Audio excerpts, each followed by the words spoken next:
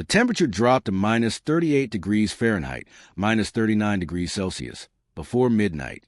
That is not a figure pulled from a weather almanac.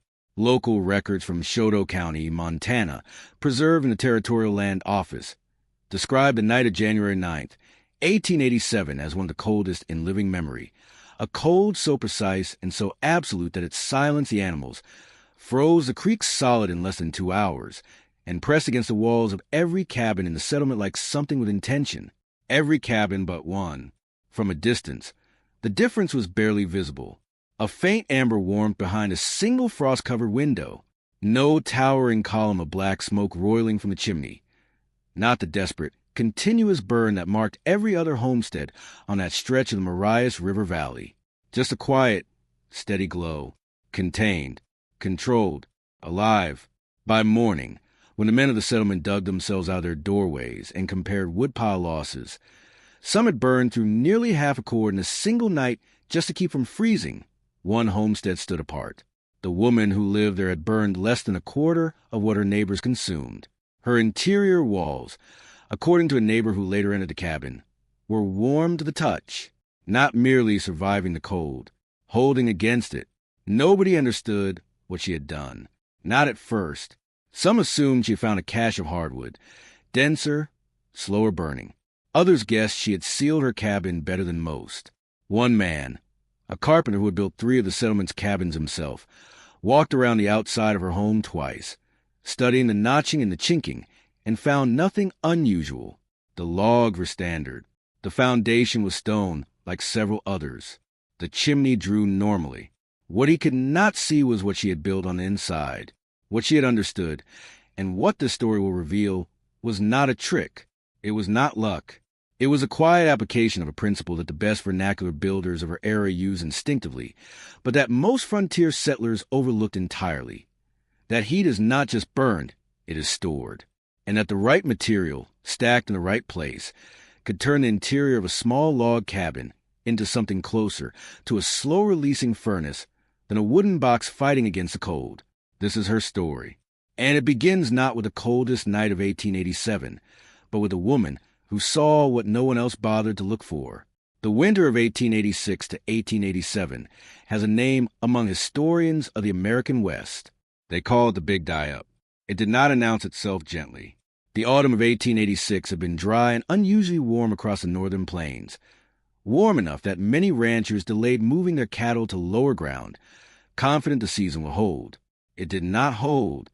By November, the first hard storms had moved down from Canada, and by December, the temperature across Montana Territory was swinging between extremes that no almanac had adequately predicted.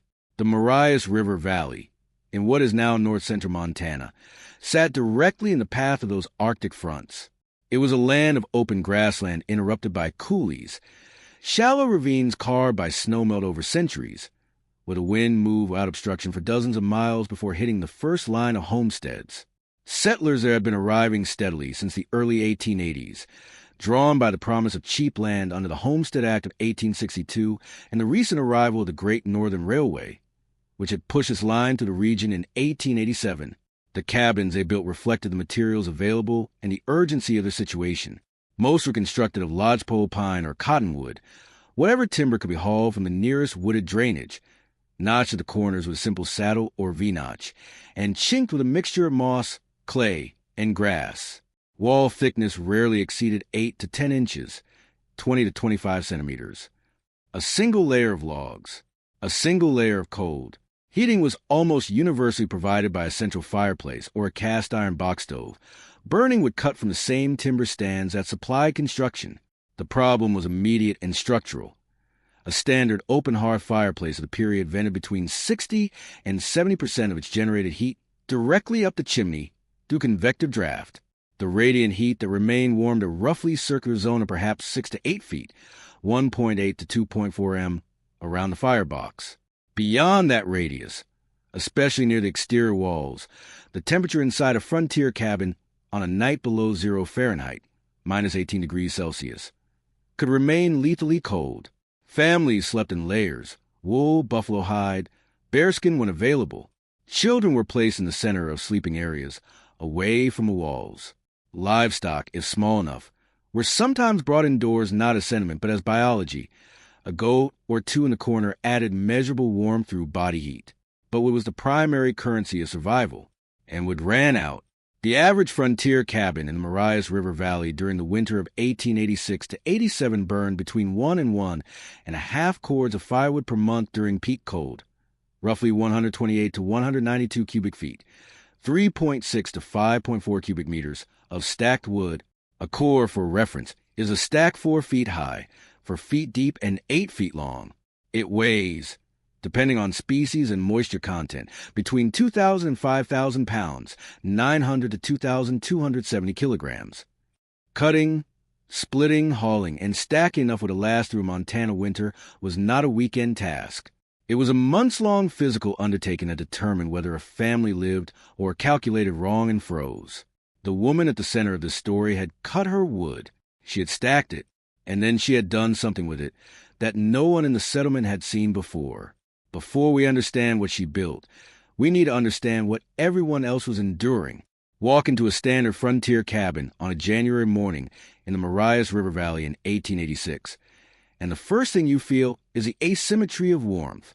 Near the stove or fireplace, perhaps within a 4-foot, 1.2 m radius, the air is bearable.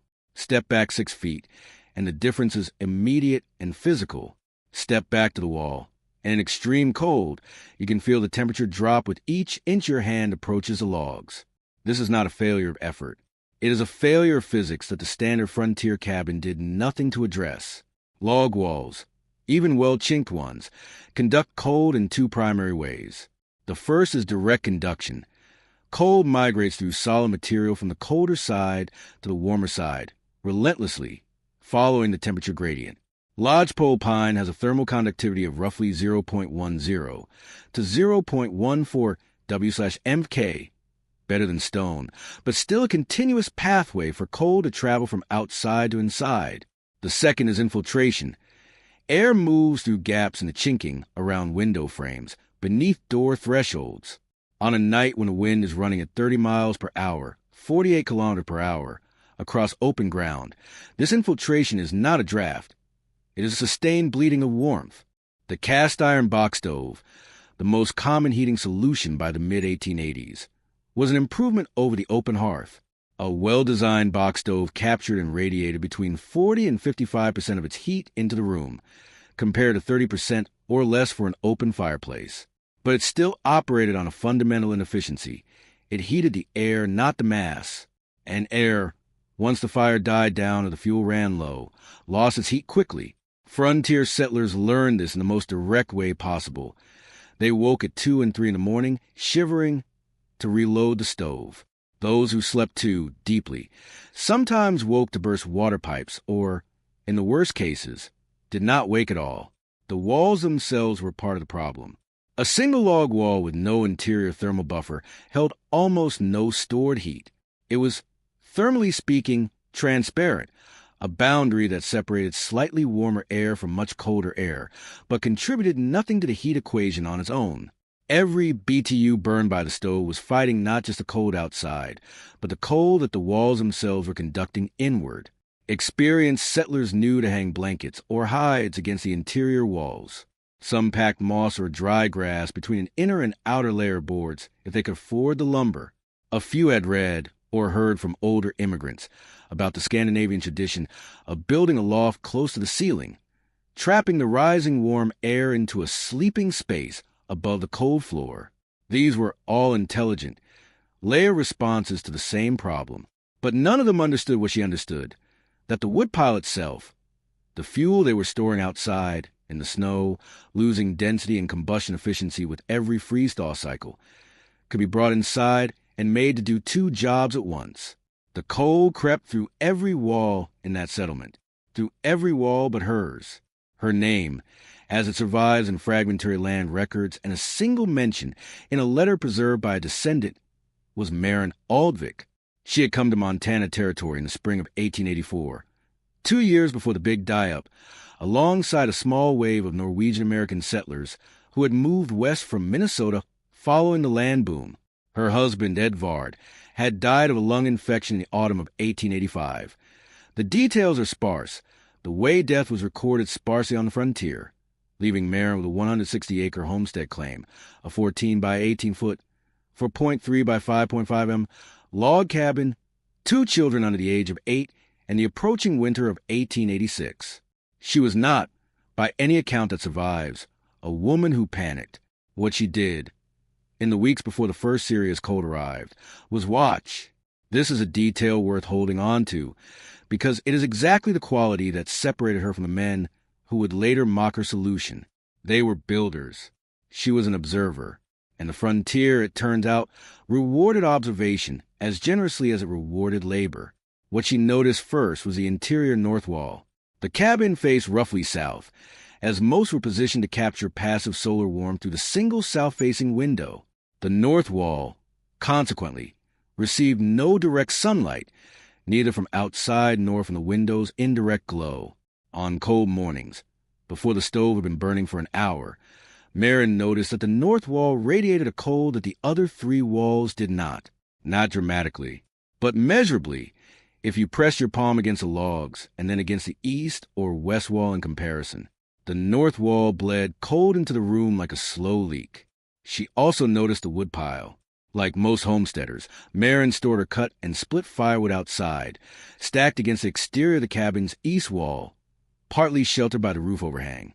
In late October, after a week of alternating wet snow and freeze, she began bringing wood inside earlier than usual, not to burn immediately, but to dry near the stove before loading it. She stacked it against the interior of the east wall, loosely at first, 2 to 3 rows deep. On the 3rd morning after bringing that wood inside, she pressed her hand against the east wall above the stacked wood, and then below it, where the logs were exposed. The difference was immediate. Above the stacked cordwood, the wall's surface was noticeably warmer. Below it, where the logs were at the floor and no wood blocked them, cold radiated freely. She stood there for a long moment, her hand moving back and forth between the 2 surfaces. Then she went outside and began carrying in the rest of the woodpile. Not all of it, not yet, but enough to test what she had begun to suspect, that the stacker was doing something the wall alone could not. It was holding warmth, absorbing the heat the stove produced during the day, slowly, gradually, and giving it back at night, when the fire burned low and the cold pressed hardest against the logs. What Marin Aldvik had stumbled onto without the vocabulary of thermodynamics and without any formal training in building science was the principle of thermal mass. Dense material, stone, adobe, brick, packed earth, and yes, seasoned hardwood cordwood, absorbs heat energy and releases it slowly over time, acting as a thermal battery within a structure. The physics behind it would not be formally systematized in American building science until the 20th century, but the principle had been used for centuries. In the Kong-heated beds of northern China, in the massive masonry stoves of Russia and Scandinavia, in the thick adobe walls of the American Southwest. Marin did not know any of that. She knew only what her hand had told her, pressed against the wall on a cold October morning in 1886, and she decided to listen to it. She started on the north wall first. That was a decision that separated instinct from accident. Anyone might have brought firewood inside to dry near the stove. Several settlers in the valley did exactly that, stacking a day or 2 of split wood near the firebox, close enough to drive off the moisture that reduced combustion efficiency. But Marin did not stack her wood near the stove. She stacked it against the wall, deliberately, systematically, with a logic that, had she articulated at the time, would have sounded less like homesteading and more like engineering. The north wall of the cabin measured 14 feet, 4.3 meters, in length and just over 7 feet, 2.1 meters in height, floor to the bottom of the roof beam. Working over the course of 3 days in late October and early November of 1886, Marin stacked split cordwood tightly against the full length of that wall, from floor to ceiling. The wood she used was a mix of seasoned cottonwood and lodgepole pine, split to roughly 4-inch, 10 centimeters, widths in between 16 and 18 inches, 40 of 46 centimeters. In length, standard firewood dimensions for a box stove of that era. She stacked it in 2 rows deep, flush against the log wall, the split faces turned inward toward the room. Total depth of the wood mass against the north wall, approximately 32 to 36 inches, 81 to 91 centimeters. Total volume of stacked cordwood against the north wall alone, roughly half a cord, between 600 and 700 pounds, 270 to 320 kilograms of dense, dry wood pressed against the coldest surface in the cabin. Then she moved to the east wall. The east wall was shorter, 18 feet, 5.5 meters long, but interrupted by the stove placement and the door frame. She stacked wood floor to ceiling along the sections of east wall that remained unobstructed, leaving a clear corridor of approximately 3 feet, 90 centimeters, between the stacked wood and the stove itself, both for fire safety and for air circulation. The west wall received a partial stack, lower, roughly 4 feet, 1.2 meters, high, because that was where her children slept on their rope frame bed, and she needed the radiant warmth from the stove to reach them directly. The south wall she left largely clear. That was where the window sat, and she understood, again without formal vocabulary, but with clear practical intuition, that the south-facing window was an asset in daylight hours, admitting pale winter sun that contributed measurable warmth to the room's interior. Blocking it would have eliminated that gain. When she was finished, the cabin's interior had been transformed in a way that no neighbor who looked through the door would immediately understand. The room was smaller, noticeably so. The stacked cordwood reduced the usable floor area by perhaps a quarter, but the walls were no longer walls. They were batteries. Here's the physics of what she had built. Stated plainly, dry cordwood, particularly dense species like cottonwood and lodgepole pine, has a specific heat capacity of roughly 1,700 joules per kilogram per degree Celsius, J/kg degree C. This means that for every kilogram of wood, raising its temperature by 1 degree Celsius requires 1,700 joules of energy. Conversely, as the wood slowly cools from a warm state, it releases those same 1,700 joules per kilogram per degree back into surrounding air, with between 600 and 900 pounds, 270 to 410 kilograms of cordwood lining the interior walls. Marin had introduced a thermal reservoir into her cabin capable of absorbing several hours' worth of stove output and releasing gradually, over 6 to 10 hours after the fire burned low, rather than losing it immediately up the chimney and through the walls. The air gaps between individual pieces of split would added a second layer of benefit. Irregular stacking, which is a natural result of hand stacking split wood, creates thousands of small air pockets within the mass. Trapped, still air is one of the most effective natural insulators known. A 2-row deep stack of split cordwood, with its inherent irregularity, achieves an insulating value somewhere between R4 and R7 per foot of depth, depending on species and moisture content. Against a single log wall rated at approximately R1 to R2, the combined wall plus wood assembly more than triple the effective insulating value of that surface. She had not just stacked firewood. She had built a second wall, a warm, dense, slowly releasing wall.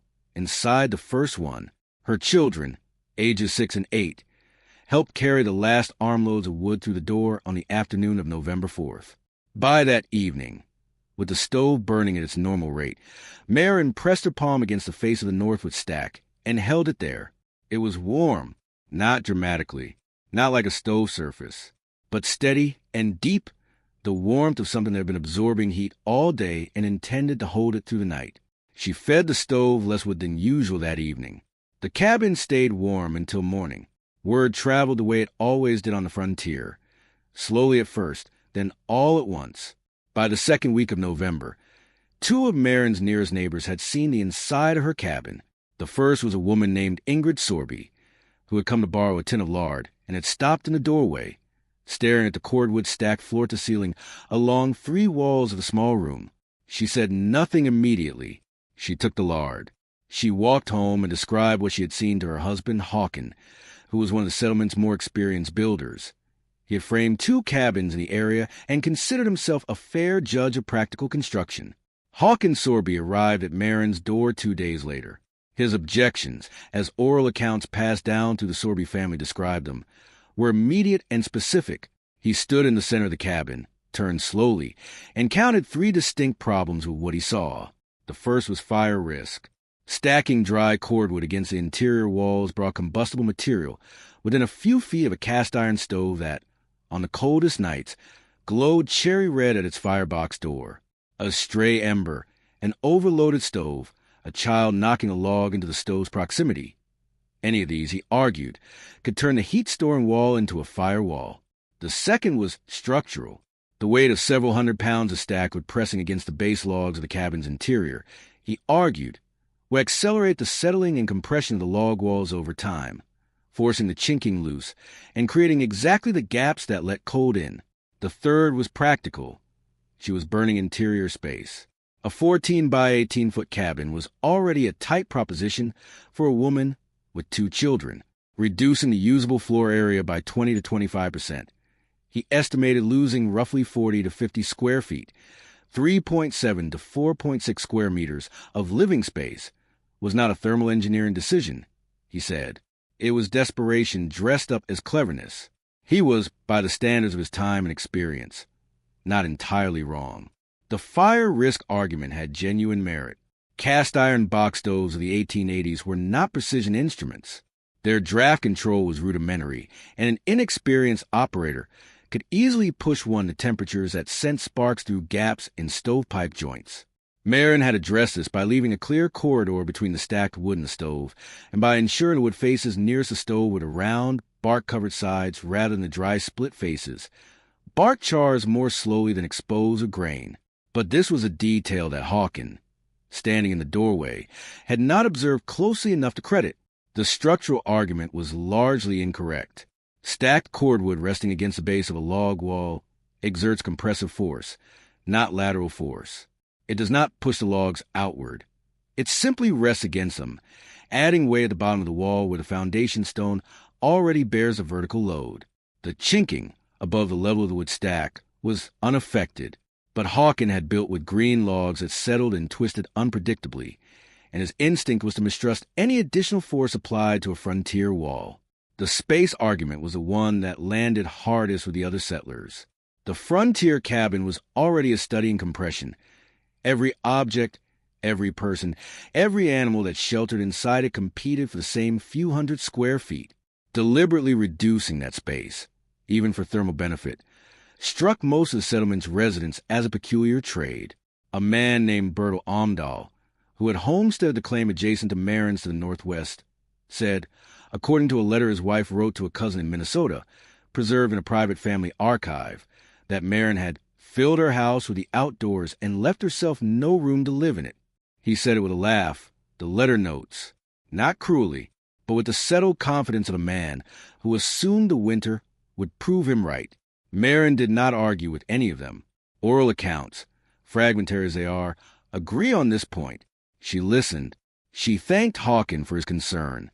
She offered Bertel's wife a cup of coffee when she came by to look, and she kept her woodpile where she had put it, floor to ceiling, tight against the walls, waiting for January. She did not have to wait long. The storm system that moved into the Marias River Valley on January 8th, 1887 was not the worst of that brutal winter, but it was the most sudden.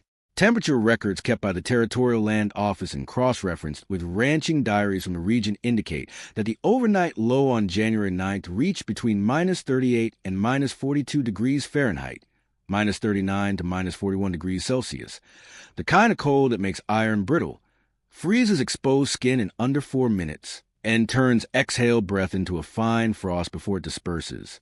A sustained northwest wind at 25 to 30 miles per hour, 40 to 48 kilometers per hour, pushed the wind chill into a range that no thermometer in the settlement was calibrated to record accurately. By 9 o'clock that evening, every stove in the valley was burning at maximum capacity. Hawkins Sorby, according to his wife Ingrid's later account, loaded his stove 3 times between dusk and midnight, burning through nearly a quarter cord of wood in those hours alone just to maintain a survivable temperature inside their 14 by 16 foot, 4.3 by 4.9 m cabin. He estimated the interior temperature near the floor, away from the stove, never exceeded 28 degrees Fahrenheit, minus 2 degrees Celsius, during the worst hours of the night. He kept his children in the loft, where the rising warm air pooled, and he sat up until 2 in the morning feeding the fire. Bertel Omdahl ran out of split before midnight and spent 40 minutes in the dark and cold splitting logs by lantern light outside his cabin. A brutal, dangerous task at those temperatures, before he could reload his stove. His hands, he told Ingrid the next morning, had lost feeling by the time he came back inside. Across the settlement, the pattern was the same.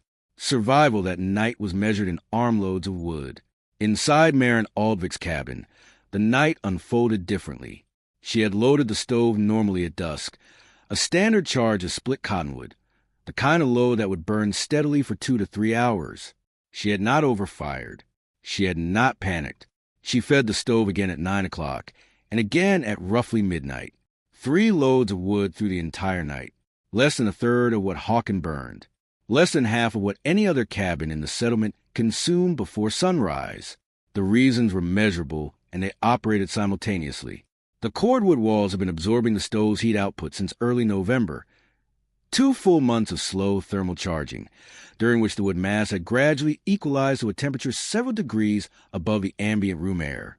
By January, the interior face of the Northwood stack held a surface temperature of approximately 52 to 56 degrees Fahrenheit, 11 to 13 degrees Celsius, even before the morning fire was lit. That is not warm by any comfortable standard, but it means the wall was radiating heat into the room rather than drawing heat out of it, a complete reversal of the thermal dynamic that plagued every other cabin in the valley. When the stove burned, it was now heating a room whose walls were already partially warm. The thermal gradient between the interior air and the wall surfaces was dramatically reduced. Less heat bled through conduction. Less cold migrated inward. The insulating effect of the wood stacks compounded this. The combined R value of the log wall plus the 2-row cordwood stack, accounting for the natural air pockets within the split wood, reached an estimated R 12 to R 16 on the north and east walls, against the single log walls R1 to R2. This represented a 6 to 8-fold improvement in thermal resistance on those surfaces. Cold that had previously moved to the north wall in a matter of hours now required the better part of the day to penetrate to the interior face of the wood stack. By 3 in the morning, when the fire had burned the coals and Maren chose not to reload it, the interior of her cabin held at a measured, by a simple spirit thermometer she kept on the center table, 44 degrees Fahrenheit, 6.7 degrees Celsius. Not comfortable by modern standards, but survivable without active fire, without burning wood. While her neighbors fed their stoves through the night, her cabin held its heat the way a clay pot holds its water, slowly, evenly, without drama. At first light, when Ingrid Sorby came to check on Maren and the children, expecting perhaps the worst, she pushed open the cabin door and stopped. The room was dim, but noticeably warm.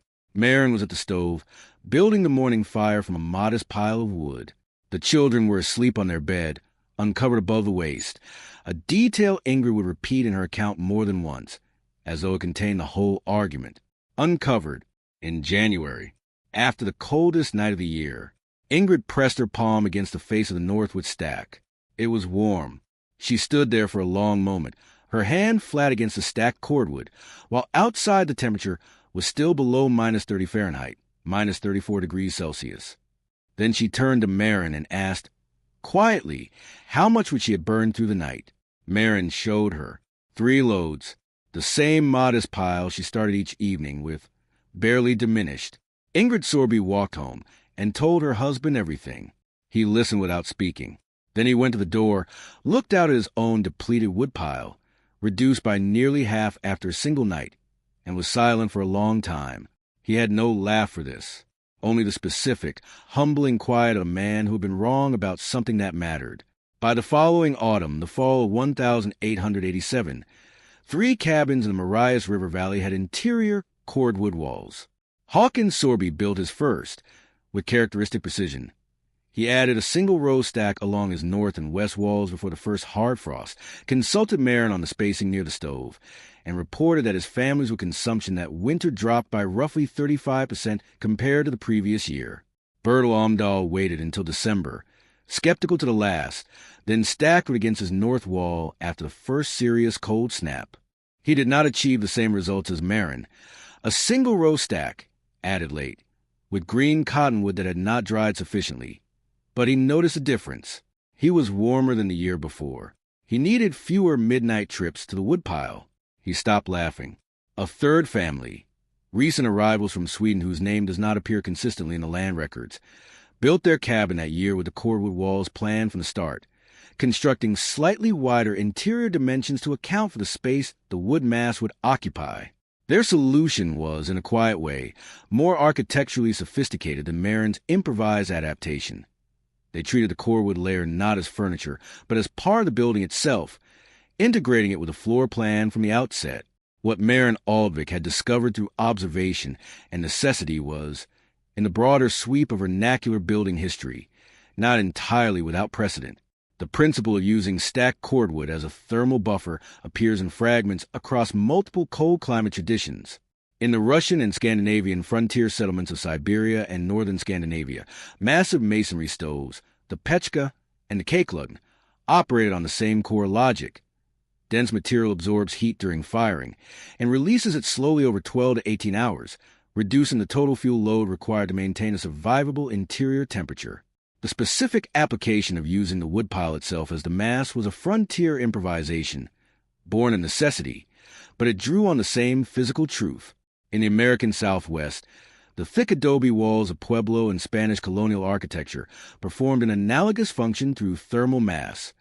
Walls 18 to 24 inches, 46 to 61 centimeters, thick that absorbs solar heat during the day and release it through night, reducing the need for active heating fuel. The material was different. The climate was different. The physics were identical. What made Marin's solution remarkable was not that it was unprecedented in the history of human building. It was that she arrived at it alone, in a single season, through direct observation of a problem that every other settler in her community had accepted as unchangeable. She did not read about thermal mass in a building manual. No such manual existed in accessible form on the Montana frontier of 1886. She did not learn it from a craftsman or an elder. She pressed her hand against a cold wall, and then against a warm one, and she asked herself why.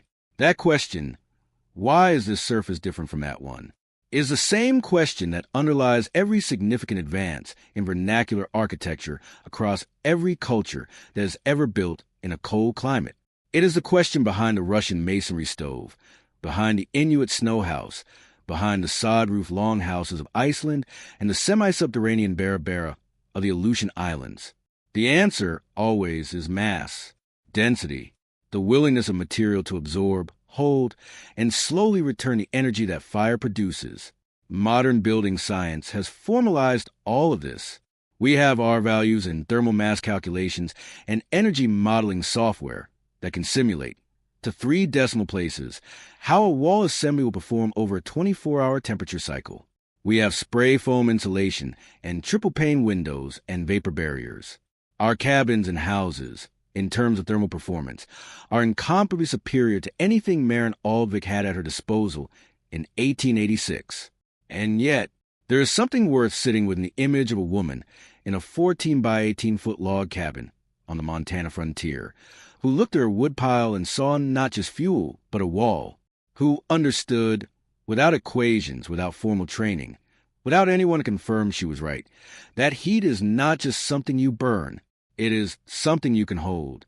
The frontier, at its best, was a laboratory without a name.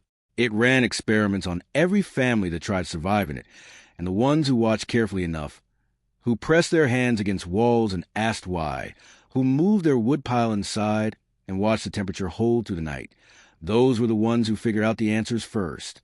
Most of what they learned was never written down. It passed from neighbor to neighbor, from parent to child, from one winter's lesson to the next season's construction. And then the railroad came in greater numbers, and the lumber mills and the coal-burning stoves, and eventually the fuel oil and the electric heat, and the knowledge that had been earned at real cost, in real cold, simply faded. Not because it was wrong, because it stopped being necessary. Marin Aldvik's solution stopped being necessary. Her descendants moved to warmer houses with better walls and central heating, and no one needed to stack the woodpile inside anymore. But the physics did not change. A cord of dry cordwood stacked against a cold wall in January is still a thermal battery. Split with faces turned inward are still radiating stored heat at 2 a.m. when the fire has burned low. The R value of an 18-inch stack of split lodgepole pine is still 6 to 8 times better than the single log wall behind it. The code has not changed. The wood has not changed. The principle has not changed. What changed was us, and specifically, what we chose to remember. If you found this story worth your time, leave a comment below and tell us where you're watching from. Every winter, in every cold climate region of the world, there are people rediscovering these ideas, sometimes from necessity, sometimes from curiosity, sometimes from a simple desire to understand how people survived before the solutions came pre-packaged and pre-installed. We will keep telling those stories here. Like and subscribe so you don't miss the next one. Because the frontier had more engineering secrets than any single video can hold, and we are just getting started. Educational disclaimer. This video features frontier-inspired narratives created for educational and storytelling purposes. The characters, personal stories, names, and specific situations portrayed are fictional reconstructions. However, many of the building methods, survival concepts, and practical ideas discussed are inspired by real historical techniques, traditional practices, and basic physical principles used in past frontier environments. Any modern use of these ideas should be carefully evaluated according to current safety standards, building codes, regulations, and professional guidance. This content is intended for educational and historical interest only and should not be considered professional, technical, or legal advice.